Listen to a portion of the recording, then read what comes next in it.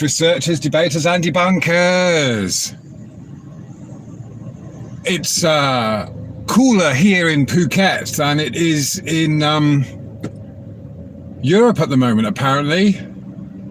Hope you're having a good dose of tropical weather, and especially our friend Del in the armpit of Scotland. I hope the sun is reaching you too, mate. Oh, it would really be something if you were still the only district in the UK not getting any sun. So I hope it's brightened the general mood, and people are flashing lots of flesh as they go about their shopping in bikinis and shorts and flip-flops and singlets. Anyway, welcome to the chat. I can't look at it at the moment because I'm driving. So we're just on the school run, so I thought I'd pop in, say hi. It's kind of the rainy season here in Phuket, but it's a pretty dry day today so far. It's quite nice. So,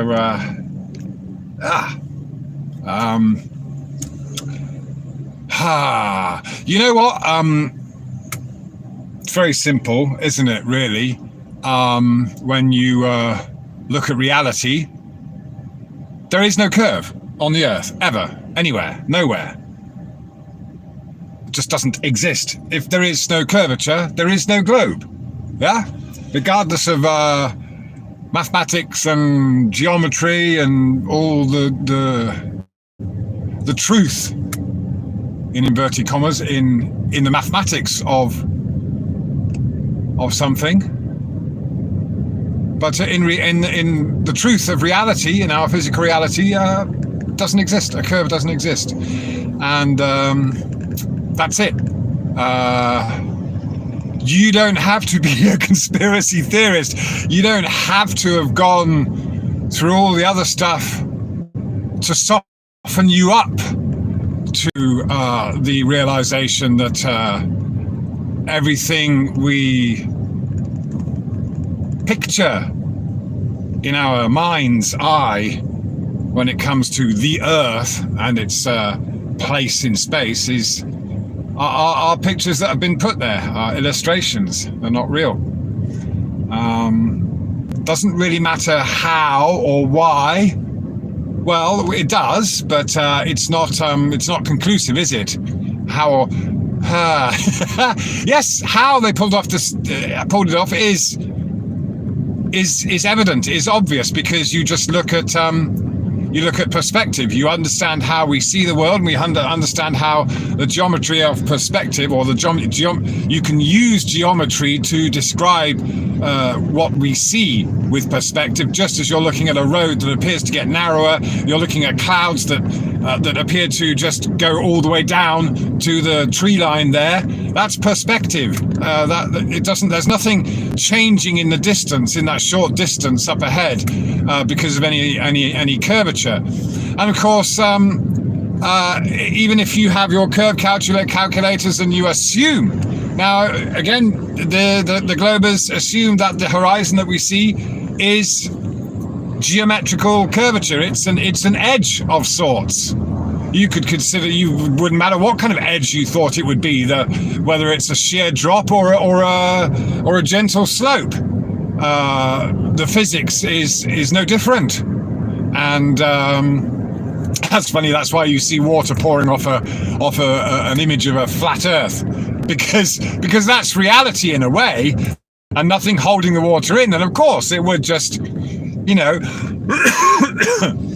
the effects of gravity, however you want to call it, the layers of density, however it works, that keep water on the ground and not floating about in the sky, still remain. They remain on the Earth, and they remain outside of the Earth. Nothing changes there. But of course, that's the way the globe concept works. Is you have to jump from one to the other. As soon as you jump to this thing that's a perception, that's the globe model or the heliocentric model, then you are jumping out of reality into a perception. Yeah. So that's that's the thing. You have to jump. They can never stay on the earth in reality and carry on talking about physics in the same way. Even if you do assume, there's this downward force pulling everything towards the center of an unimagined spherical Earth, which that would not keep everything level, and it doesn't, because that's not what happens to water in reality, is it? Yeah. So anyway, what I wanted to make the point about in this was so when they talk about the horizon, and then you have a picture of it. Now you can take a photograph of a horizon, or you can just, you can draw one in with a kind of perspective style 3D drawing.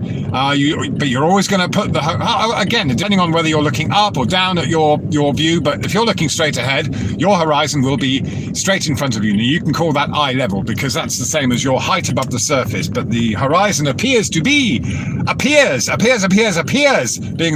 operative word, to be at the same level as your eye level, i.e. your height above the surface, regardless of what you consider the shape of the Earth to be, spherical, concave, convex, whatever you want, doesn't matter. The fact is that when we look across this Earth, we in a horizontal, straightforward direction, we see the horizon appear to be at our eye level. Now, it's not physically at the same height as us, is it?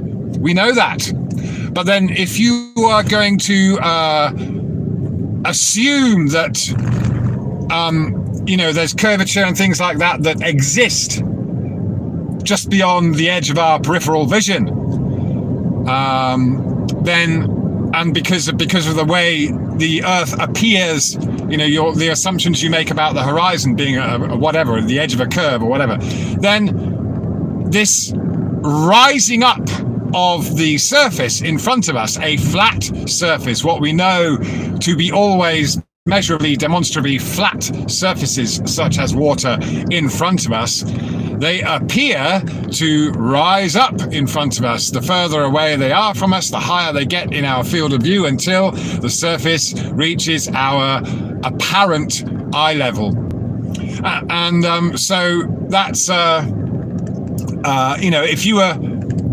if you were going to literally interpret this ramping up that we see and apply it to your geometric model, then you would have to have us looking into this hump of curvature, right?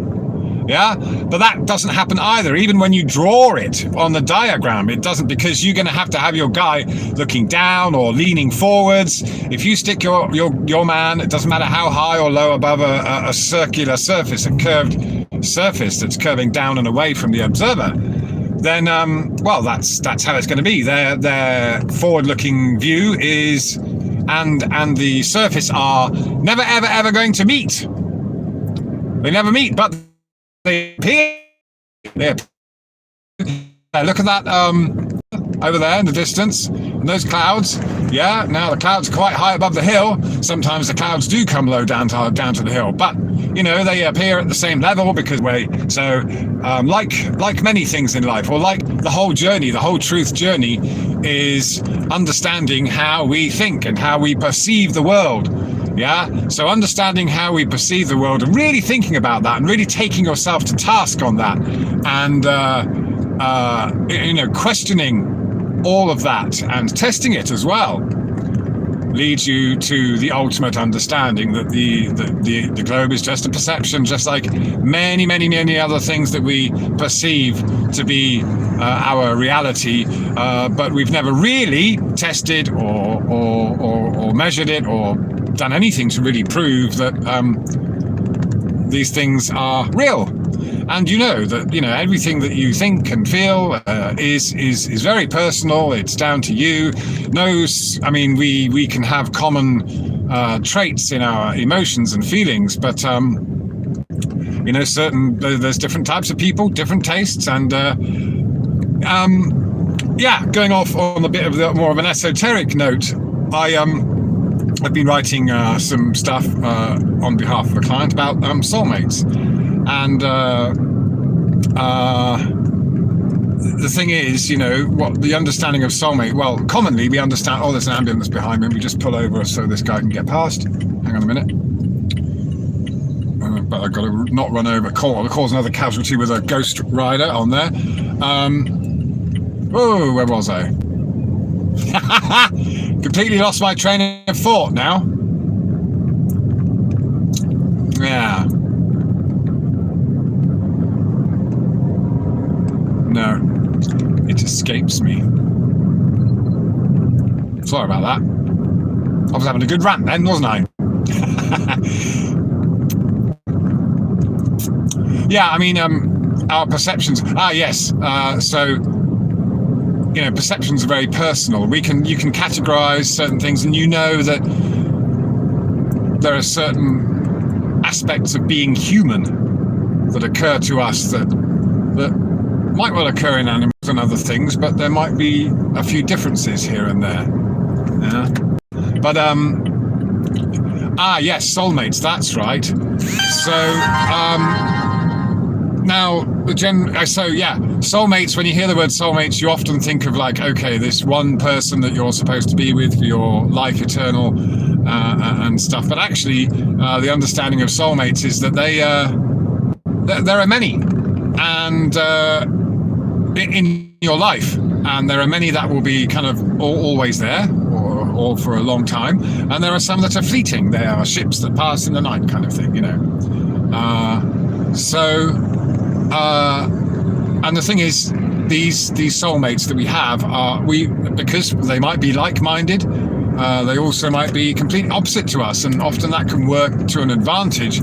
But ultimately, what all these relationships that we have with different people or different, individuals, connections, if you like, are learning processes. They teach us something. So even if it might outwardly appear to, or at first be like any experience, at the time it's very heart-wrenching. It might be frustrating. It might be horrible. It might be, but then on reflection, sometimes it's only then on reflection that you can think about, oh, well, I asked for that, didn't I? I provoked that. I did, you reflect on what you did, on what your thoughts and actions and your perceptions did to contribute to the situation, and how it then, it wasn't just the other person's fault, even though you might have been feeling and thinking that at the time, playing the blame game.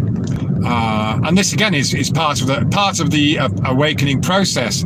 Now, this realization of truth, now the universal truth, the energy, whatever you want to call it, that is driving us, the divine spirit. It's all the universal power,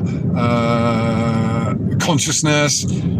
This is all knowing. It knows everything. Yeah, that's God. Okay. Now, you don't have to belong to any kind of religious sect or anything. You don't have to do anything in particular. You don't have to meditate. You don't have to pray. You don't have to believe in a certain book. Yeah. You just have to do what we're talking about here, is to continually analyze your own perceptions, understanding how the brain and the mind works, what's really going on, and this learning process, this development is an evolution of the individual spirit or soul. And so that all fits in, you see, with the whole soulmate thing, where we are all here. Other people are great teachers. We are all each other's teachers and students. But the thing is, ultimately, it's consciousness that is the teacher. But like any lesson, if the student's not ready to listen, then it doesn't make any difference what the teacher says or what persuasive tactics they use. If it ain't going in, it ain't going in. Yeah. Anyway, here ends the sermon by Nick Davies, Phuket Word, on this fantastic day. I've got to pick up my kids, and I'm getting ushered now. So hang on, let me just quickly pull in before I do it. Okay. 8 peeps. All right. Okay.